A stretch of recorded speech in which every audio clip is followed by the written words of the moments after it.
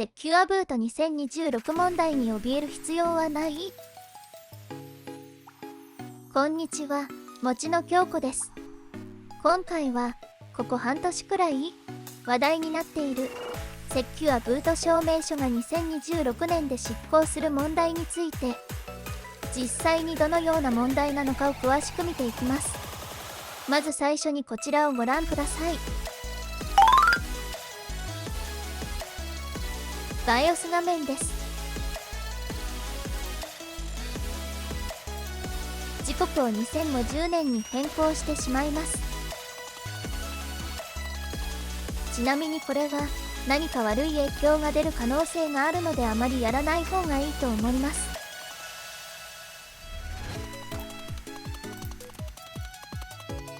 保存して再起動します。少し時間がかかるので早送りします。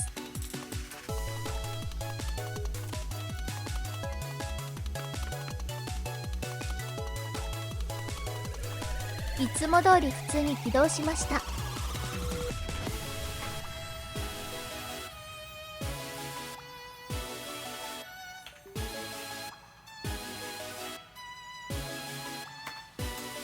時計を起動していますが、光って見えなくなってしまいました。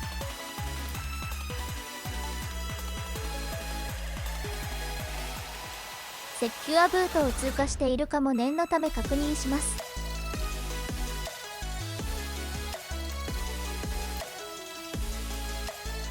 時計も見えました。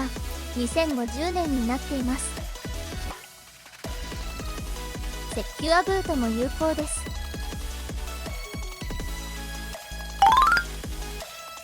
次にこのまま Ubuntu を立ち上げてみます。早送りします。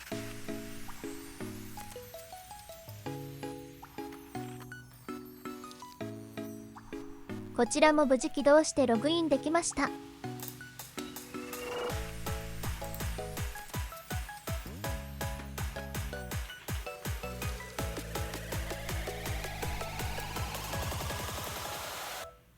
撮影が下手で見づらくて申し訳ないですが、Ubuntu は起動時に BIOS の時刻に合わせないようでした。とりあえずセキュアブートを突破して起動することは確認できました。今回のセキュアブート問題は、証明書を更新しないと2026年内に起動しなくなる、更新した証明書の期限も2038年などというものだったはずですが、2050年に設定した PC でも問題なく起動しました。ではその理由を見ていきます。ざっくり説明すると、現在の状態ではセキュアブート証明書の検証で期限はチェックしていません。ブートに使用するデータが書き換えられていないかどうかだけをチェックしています。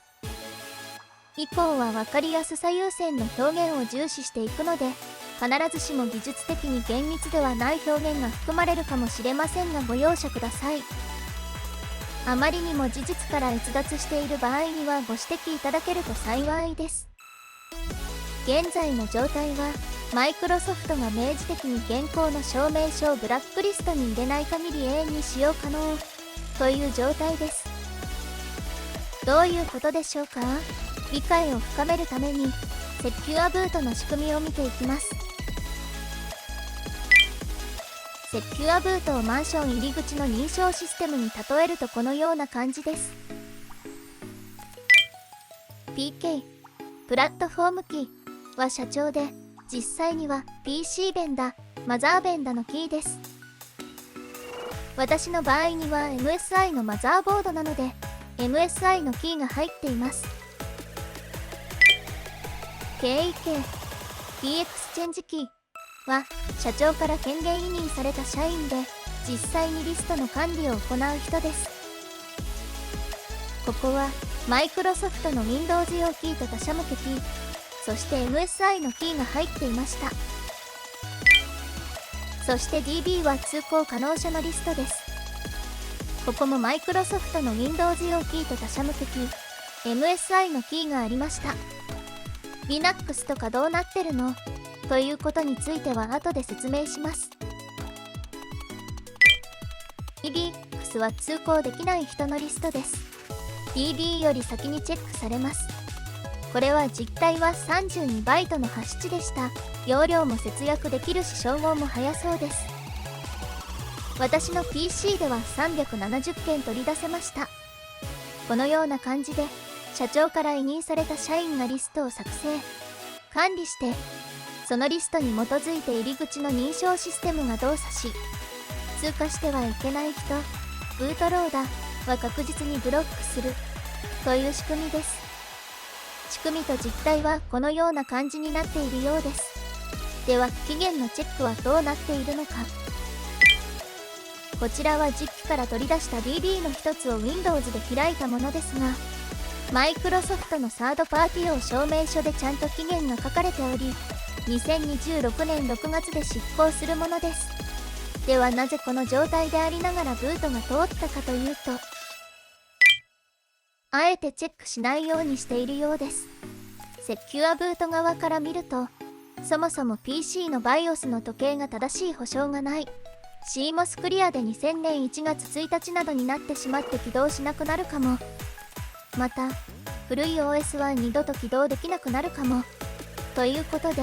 証明書の期限をチェックするのは得策ではないと、各 PC ベンダ、マザーベンダが判断して、ブートローダの署名、検証対象と DB 証明書、許可リストで、ハッシュの一致と公開鍵の一致しかチェックしていないということでした。つまりデータの改ざんがないかだけをチェックしているようです。UEFI の仕様でも DB の期限チェックは必須ではないという曖昧な仕様になっているようです。ただし、だからといって一切更新しなくていいかというとそうでもないようで、DBX 登録される場合や、新しい鍵で署名されたブートローダを使用する可能性もあるため、やはり定期的な更新は推奨されるようです。期限切れの DB でブートできることが分かったところで、次は実際に PC から証明書を取り出してみます。どうやら Windows からは取り出せないようなので、今回は Ubuntu、Linux で行いました。具体的な手順はこのような感じです。割と簡単に取り出せます。これは PK 証明書を取り出す例ですが、それ以外も同じように取り出せます。まず CAT で取り出して、先頭4バイトの属性フラグを削って、ESL 形式から DR 形式に変換します。これで登録されている証明書がすべて出力されます。ESL 形式から DR 形式に変換するコマンドは、こちらのようにしてインストールしました。取り出した DR ファイルは OpenSSL などでも読めると思いますが、Windows に持ち込むとダブルクリックで分かりやすく表示してくれます。こちらは DB の一つですが、マイクロソフトがサードパーティー向けに発行したもので、期限は2026年6月ということが一目で分かります。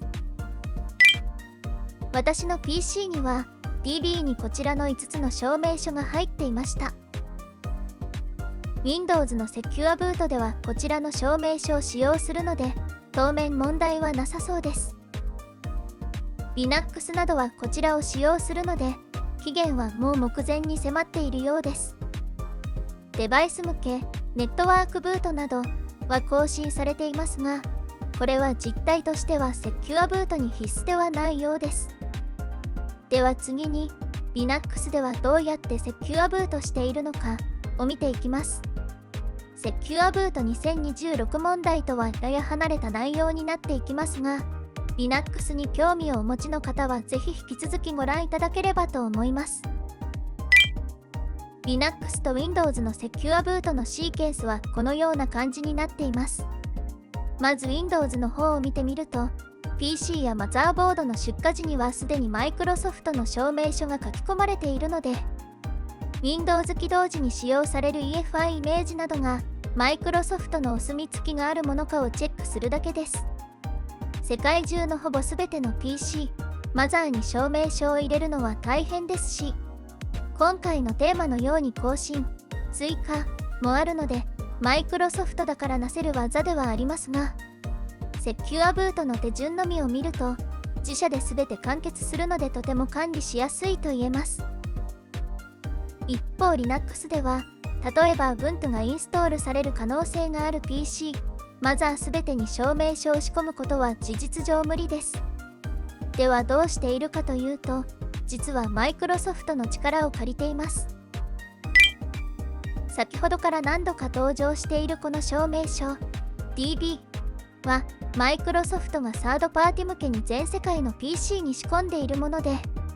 Linux は SIM というブートローダにマイクロソフトから署名、お墨付きをもらい、起動時はこのマイクロソフトの DB と照合することで起動できるようにするという仕組みです。一度この SIM が起動できれば、あとは各ディストリビューションである程度好きなように構成できるようになります。その後は各ディストリビューション固有の鍵や MOK、マシンオーナーキーなどを使って、カーネルの起動まで順次プロセスを進めていきます。SIM の特徴をまとめるとこのような感じです。マイクロソフトの署名により、一般の PC、マザーボードで起動でき、最小限の役割に徹する非常に小さいプログラムで、各ディストリビューションやユーザー独自の鍵での検証への橋渡しを行い、そのユーザー独自の鍵の管理を行い、Linux コミュニティ全体で共通化された、そのシステム内での柔軟な運用を可能にするものです。一言で言うと、セキュアブートの厳格な運用と、